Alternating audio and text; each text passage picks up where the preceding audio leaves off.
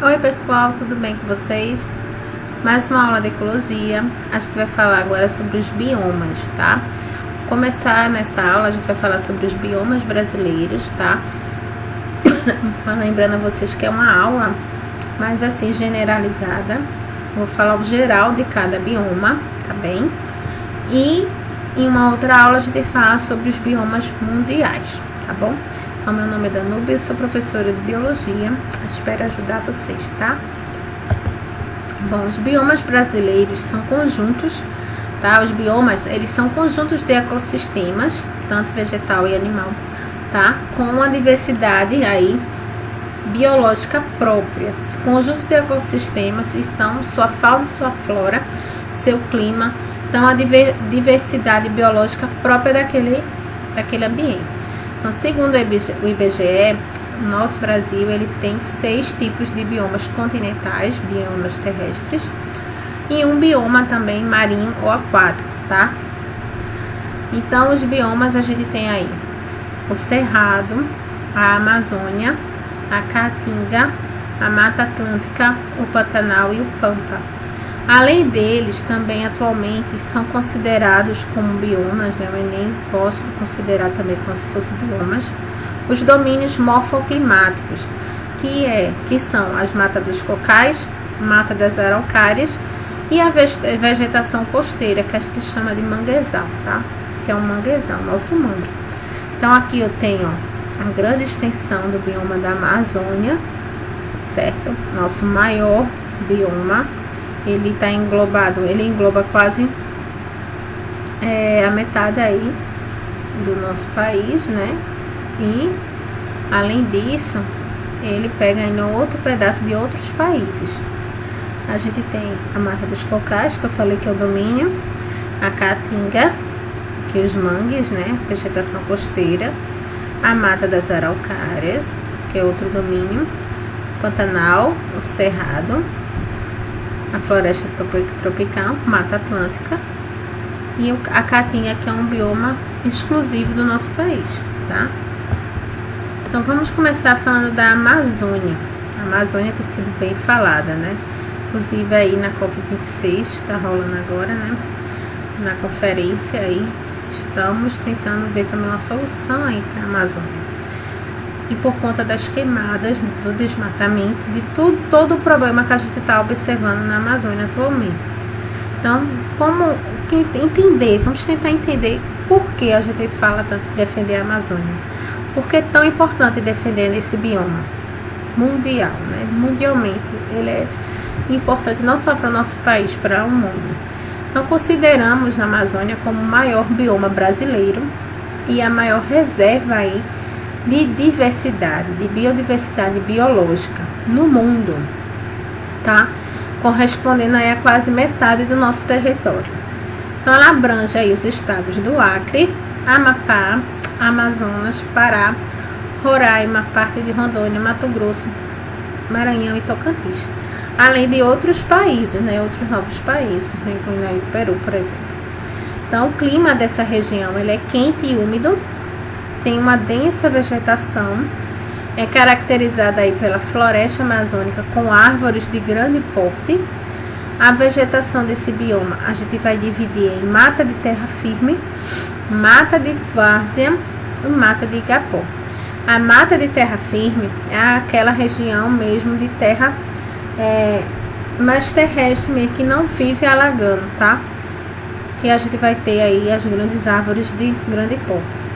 A mata de várzea, próxima aos rios, é aquelas que alagam no período de enchente, tá? No período de grandes chuvas, por exemplo, que os rios transbordam. Aí a gente chama de mata de várzea. Então, às vezes, ela se alaga durante o ano, num período curto. E a mata de igapó, ela fica inundada, gente, praticamente o ano inteiro, tá? Como tá aqui no exemplo. Ela é inundada praticamente o ano inteiro. Então a gente chama de igapó. Rica aí a vegetação, as plantas, né, a flora. A principal espécie nessa mata de igapó são as vitórias régias, plantas aquáticas.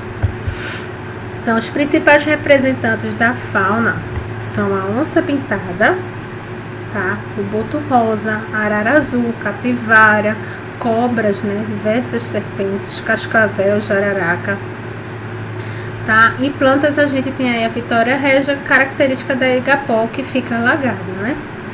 Então, o Rio Amazonas, ele é o principal, tá? E o maior em volume de água no mundo, tá? Recebendo vários afluentes. É uma região de clima quente e úmido, apresentando aí umidade de ar elevada durante todo o ano. Então, o Rio Amazonas, gente, ele é de extrema importância, tá? Por conta do volume de água dele no mundo. O índice pluviométrico também é elevado, mais de 2.000 milímetros de chuva provenientes da própria floresta, porque além desse rio, né, que as nuvens vão absorver aí a água, vai evaporar no ciclo da água. A gente sabe que o rio, né, as nuvens, elas vão absorver a água desses rios, além da transpiração das plantas. E como é uma floresta rica, né, a Amazônia, ela tem um índice aí, chuva, é uma floresta imensa, então essas plantas, elas transpiram e assim também mantém sempre o grau de umidade elevado. Por conta dessa formação também, a gente conhece aí o que a gente chama de rios voadores da Amazônia. O que é que acontece? São grandes acúmulos, né, de nuvens carregadas aí de água, né, que elas ficam circulando e vão para outras regiões, por exemplo, para o Pampa, né? Então, ela consegue aí impedir que o Pampa, por conta que era um ambiente que tem outras características, poderia se tornar um deserto, não se tornar um deserto, tá? Então, esses rios voadores são de extrema importância para manter aí, por conta da chuva, né? Também, para manter a umidade e para manter o equilíbrio em determinados, influenciando aí nos outros biomas do nosso país e em outros países, né, que estão ao redor, tá? Para evitar, por exemplo, a desertificação em algumas regiões. Então, é uma da importância, por exemplo, da gente não desmatar, já que por conta da transpiração dessas plantas, né, que a gente vai continuar mantendo aí esses rios voadores. Além disso, né, o desmatamento, ele vai fazer com que o solo da Amazônia fique pobre, porque o solo da Amazônia, ele é rico o que a gente diz, substância orgânica. O solo, ele é pobre, tá? Ele não é fértil, mas a camada de substância orgânica que se forma sobre ele com a queda das folhas, por exemplo, e de animais que se decompõem, forma uma camada que a gente chama de serrapilheira. E isso é que deixa o solo da Amazônia fértil, certo? Próprio aí para o desenvolvimento da vida. Então, o desmatamento, ele vai impedir que isso ocorra, deixando o solo sem essa mata de serrapilheira, deixando ele pobre. Então, veja aí quantas consequências. E esse empobrecimento pode causar uma futura desertificação. Veja a consequência que o que é que a gente pode pensar, né? Que um desmatamento, que essas queimadas podem ocasionar no bioma, tá? Então, o solo da Amazônia, como eu falei, é arenoso, apresenta a camada de humus, resultante da deposição de floras, né? De flores, frutos e restos de animais, que é a mata da serrapilheira. Isso aí é que deixa ele fértil, tá? Então, aqui eu tenho a Vitória Régia, por exemplo, tá? De planta aí aquática, e as araras. Bom, bioma do Cerrado. O Cerrado, ele é considerado o segundo maior bioma do Brasil em extensão, tá? Ele vai abranger Maranhão, Distrito, Goiás, Mato Grosso, Minas e Tocantins. E ocupa também pequena área em outros 6 estados.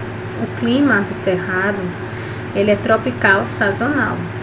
Vai ter período de chuva e de seca, ao contrário lá da Amazônia que chove sempre, né? Então apresenta aí vegetação distribuída em formações savânicas. A gente pode dizer que é a nossa savana, né? O cerrado é a nossa savana.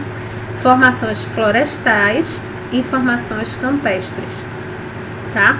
As espécies elas vão variar entre plantas arbóreas, herbáceas, arbustivas e cipós. E os troncos, os troncos das árvores é bem característico, ele é bem tortuoso. Essas plantas, gente, elas têm raízes profundas, justamente para se adaptar ao clima, porque o cerrado, ele também está propício aí a queimadas naturais, por conta do clima muito seco que ele tem, tá? Além da ação antrópica, né, do homem, também tem as queimadas naturais. Então, essas raízes profundas permitem que essas plantas se regenerem, né? Elas consigam se desenvolver após um período aí de queimada, se protejam, tá? E também tem plantas que as sementes dela são próprias aí para esse ambiente seco, né? E são ativadas com o calor, tá? Elas vão quebrar a dormência pelo calor. Então são adaptações que a gente observa na vegetação aí do cerrado.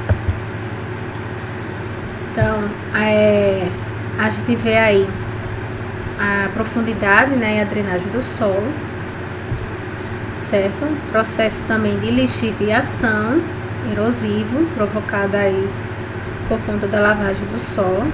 Ele possui grande variedade biológica, apresentando aí esses números de espécies que eu estou falando, gente, pode já terem sido alterados, né? Tenho certeza. Então, podem ter sido modificados, mas até o momento eram 837 espécies de aves, 185 de répteis, 94 de mamíferos e 150 de anfíbios.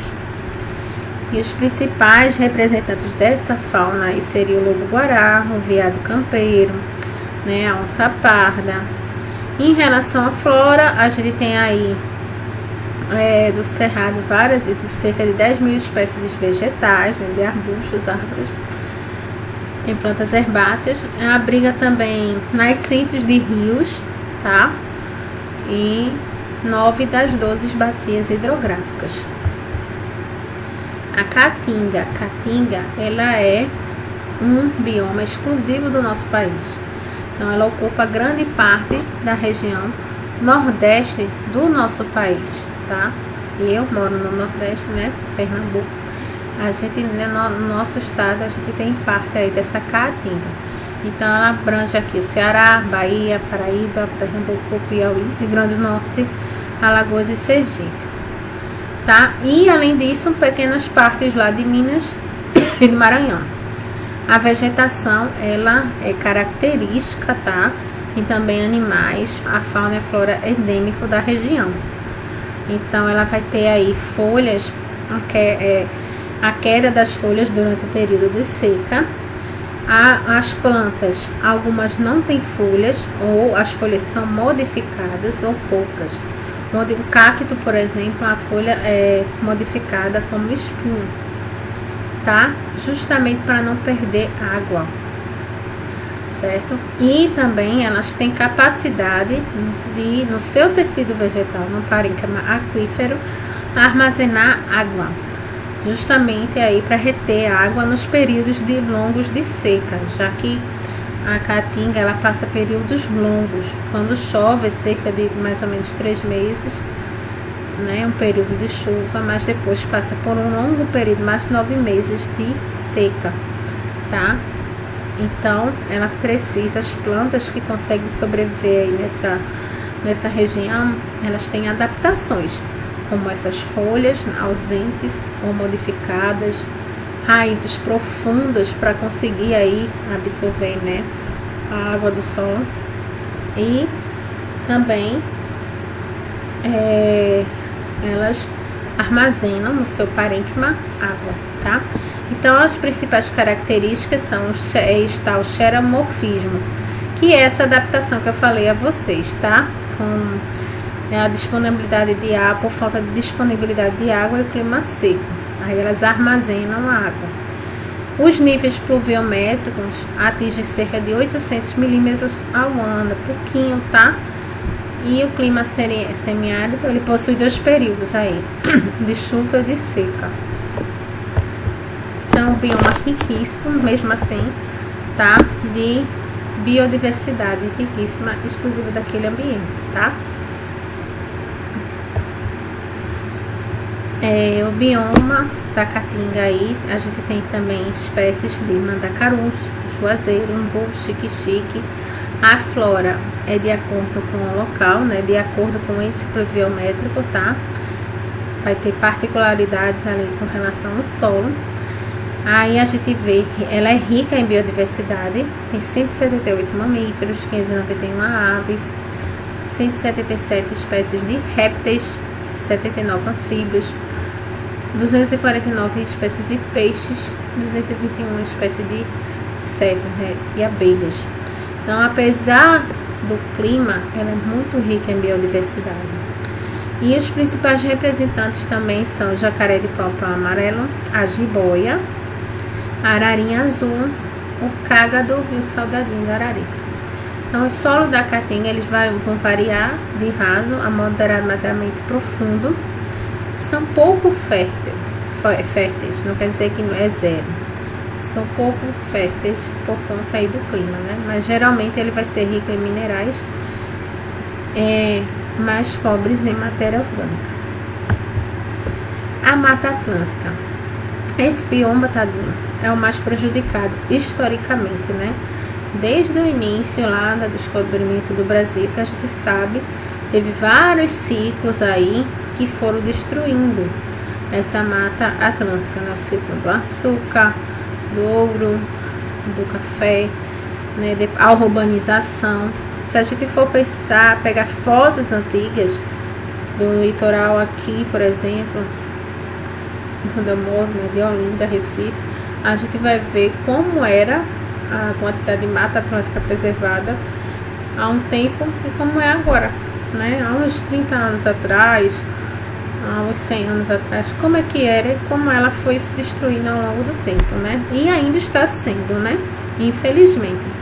Então, a Mata Atlântica ela vai ocupar aí a faixa litorânea do norte do sul, norte ao sul do país. Vai englobar quase todos os estados brasileiros, tá? E hoje ela resta menos de 10% aí da mata nativa. A gente tem alguns restícios de Mata Atlântica preservada, mas é com relação ao que tinha, bem pouquinho. O clima é tropical úmido, com altas temperaturas e índice pluviométrico, né? Chove sempre assim, esporadicamente, mas chove. A vegetação do bioma da Mata Atlântica é diversificada em decorrência da extensão. Apresenta aí vegetação de ombrófila, que são folhas largas e perenes, já por conta aí da chuva, né, que sempre está ocorrendo, e algumas estacionais.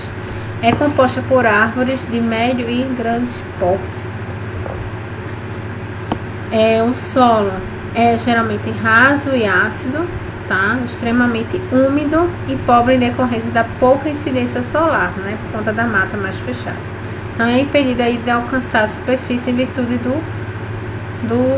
das árvores, né, do extrato arbóreo. Mas aí ela vai ter aquela mata também da serrapilheira, né, decomposição aí das folhas que caem e matéria orgânica. Então a fauna do bioma da Mata Atlântica ela é semelhante ao da Amazônia. A gente tem 850 mil espécies de aves, 370 de anfíbios, 200 de répteis, 270 de mamíferos, 350 de peixes. Então é bem diversificada, como a gente observa lá na Amazônia.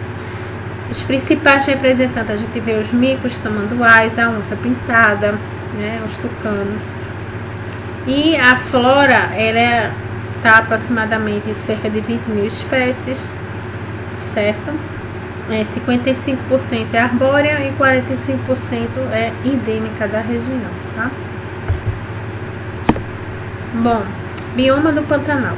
Esse bioma, alguns agora nem acham que ele deveria ser considerado bioma, porque ele e sim um domínio, né? Porque ele abrange aí vários outros biomas associados, né?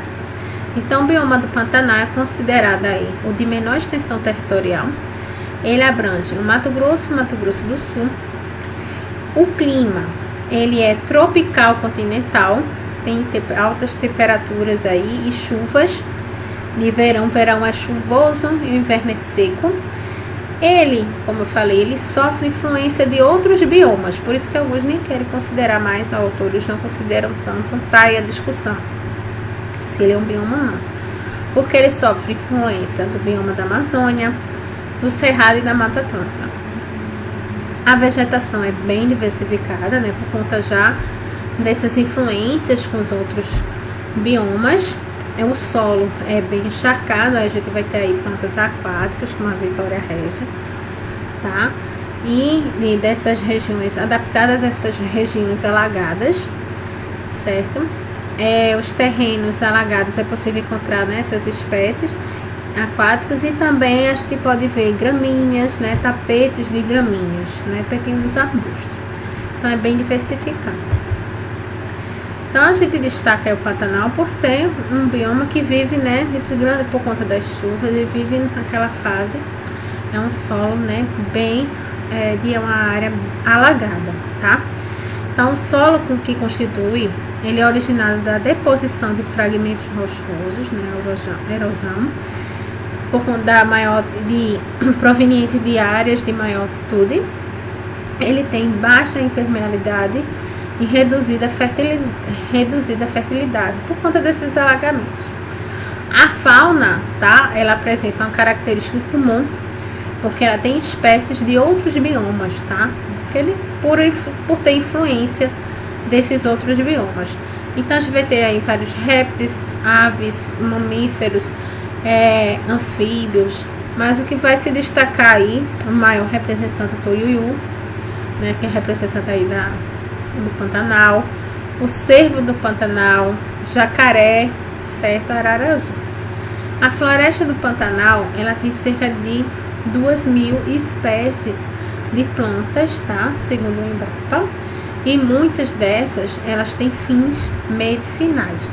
Então, o bioma do Pantanal, aí se caracteriza pelo seu solo alagado, tá? Pouco fértil, e por plantas adaptadas, vegetação adaptada a esse ambiente, e a influência dos outros biomas sobre ele. Bioma do Pampa, ele é o único bioma brasileiro presente, tá? Somente numa unidade, em um único local, que é o Rio Grande do Sul. Então o clima é subtropical, quer dizer que a gente consegue observar bem aí as 4 estações do ano nele, bem dividida, bem definida. A vegetação é marcada por gramíneas, arbustos e árvores aí de pequeno porte, certo? Sofre influência aí daqueles rios voadores que eu falei no início, lá da Amazonas, que vai permitir aí que ocorra, né, um índice pluviométrico aí, chuvas nesse ambiente. O solo geralmente é pouco fértil, é propício à erosão, tá? Em virtude aí da prática agrícola, né, da monocultura realizada e da pecuária realizada nessa área. E esse bioma, ele foi bastante devastado aí, junto também com o Cerrado, que eu não lembro se eu falei a vocês também, e a Mata Atlântica, para a urbanização, para a criação aí de pastos, né, para o desenvolvimento da agricultura. Então, isso intensificou os processos erosivos, tornando o solo arenoso. A fauna do Pampa é bem quase que não sabe. É bem diversificada. A gente tem aí muitas aves, mamíferos, grande variedade de insetos, tá? Ela ocupa aí 40% dessas espécies são endêmicas de lá. Aí a gente vê aí os principais representantes dessa fauna, como o João de Barro, que está aqui, o veado campeiro, preá, entre outros. A flora tem 3.000 espécies de vegetais, predominando aí as gramíneas. Bom, eu falei dos biomas, agora eu vou falar dos domínios morfoclimáticos que também estão sendo considerados como se fossem biomas, tá? No nosso país. Então, primeiro é a mata dos cocais. Ela é considerada uma mata de transição, que vai ficar localizada aí entre as florestas úmidas da Amazônia e o semiárido lá da Caatinga, tá? Então é um clima de transição. Então varia aí de acordo o clima com o local, sendo equatorial úmido, né, a oeste e semiárido a leste, né, próximo lá da Caatinga. A flora vai se destacar por tipos de palmeiras, sendo a principal aí o babaçu, né, a carnaúba, que tem grande importância aí no comércio, tá? Nas regiões mais, além do comércio das oleaginosas também, para artesanato, enfim. Nas regiões secas, de forma que aproveitam também para extrair dessas plantas a cera, a glicerina, óleo, álcool. Então tem grande valor de comércio. A fauna, ela é bem diversificada aí por conta da influência desses outros biomas, né? Da Caatinga, Amazônia e Cerrado. Aí a gente vai ter várias espécies de aves, répteis, mamíferos, destacando aí o macaco prego, esse fofinho aqui, e a arara vermelha, certo? Como eu falei, a carnaúba, ela é de grande importância lá no comércio, ela é endêmica dessa região, e lá eles chamam também de árvore da vida, porque ela tem muitas propriedades e utilidades como fonte de renda daquela população. Desculpa, gente. Falando muito, né? Aí a garganta fica seca. Bom, mata das araucárias. A vegetação é típica aqui de gimnospermas, né? Os pinheiros, tá? Também é considerada mata de transição. Está situada aí no bioma da Mata Atlântica. E a gente vai encontrar nos estados do Paraná, Santa Catarina e Rio Grande do Sul, certo? Ela possui um clima aí subtropical, com as estações do ano bem definida, onde os invernos são frios, os verões são quentes. O clima e o relevo, onde está localizada a mata das araucárias, contribui aí para o desenvolvimento desses pinheiros, né, dessas gimnospermas. Apresenta aí grande fertilidade natural no solo, que vai estar sempre úmido, e já que os rios ao redor apresentam grande quantidade de água durante todo o ano. É um dos ecossistemas mais ricos em relação às espécies de animais e plantas, certo? Por conta de estar localizado aí dentro da Mata Atlântica. Tem risco, infelizmente, alguns desses animais estão em risco de extinção, como a onça, macaco prego, mico-leão dourado, tamanduá, jaguatirica. Além delas, também a gente vai ter muitas aves, mamíferos, borboletas, né, insetos, jiboias, jararacas, enfim. E como eu falei, as árvores que se destacam são os pinheiros, mas também a gente vai ter aí bromélias, orquídeas, cactáceas, algumas pteridófitas, né, samambaias, enfim. E por último aqui, o mangue. O mangue é um tipo de vegetação típica de regiões alagadiças, tá? Que a gente chama de manguezal. É um ecossistema aí costeiro, né, vegetação costeira, muito úmido, certo? Presente em zonas tropicais e subtropicais. São ambientes riquíssimos em nutrientes, né? Que vai decorrer da abundância de matéria orgânica que vai estar lá em decomposição nesse ambiente. O ambiente lodoso do manguezal, ele vai proporcionar um solo com pouca oxigenação e com grande quantidade aí de água salobra. Por conta disso, a gente tem uma vegetação adaptada, essas plantas com raízes pneumatóforas que são adaptadas a esse tipo de solo, tá? Em relação ao ambiente. Então a gente tem 3 tipos de mangue, que é o mangue branco, o mangue vermelho e o mangue siriúba, tá? A fauna é formada por inúmeras espécies de crustáceos, peixes, moluscos, algumas espécies de mamíferos, aves e répteis e anfíbios. Então é considerado também um berçário, né, de vida, tá? São exemplos aí, a gente tem os caranguejos, camarões, crocodilo, tartaruga, montra, mexilhão. O manguezal é considerado um dos ecossistemas mais ameaçados por conta aí das ações do homem, né, do lixo, da poluição, que cada vez mais devasta e destrói esse ecossistema, infelizmente, né? E fora a invasão, né, desses ecossistemas, aterramentos, para ir destruir ainda mais a Mata Atlântica, né, que ele fica próximo, enfim, para construção, para uma urbanização errada. A gente é um dos biomas, né, um dos ecossistemas mais ameaçados, o que contribui aí para um desequilíbrio ambiental, né, um desequilíbrio ecológico. Aí nesses locais causado aí por poluição, exploração de recursos naturais, turismo desordenado e além do aquecimento global. Então cabe a gente pensar em maneiras de tentar fazer a nossa parte para a gente não contribuir com a destruição de todos esses biomas que a gente viu hoje na aula, né? Desde a Amazônia até aqui, o ecossistema do manguezal, que tem sido bastante ameaçado, não só a fauna e a flora, né? Mas toda a destruição desse bioma, ela afeta o clima do nosso país, afeta o clima do mundo também, né? O que pode ocasionar aqui, a gente pode, esses aquecimentos, por exemplo, essas queimadas, elas contribuem aí para o aumento dos gases que aumentam o efeito estufa, né? Aumentando aí a temperatura, causando um aquecimento global. Então tudo isso interfere, gente. E a gente precisa fazer a nossa parte, né, para que a gente não venha a destruir a nossa casa, a nossa natureza, a nossa terra, certo? Né? Para que não seja o homem o principal fator aí para sua própria extinção. Então cabe a gente fazer a nossa parte, tá bom? Bom, além disso também eu não falei, mas tem a restinga, tá?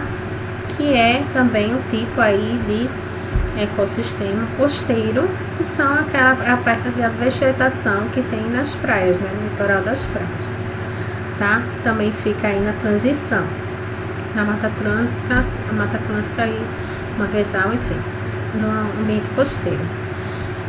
Eu espero que vocês tenham entendido, tenham gostado da aula. Foi uma aula mais geral, tá? Sobre tudo isso, sobre esses biomas. Em uma próxima aula eu falo dos biomas mundiais.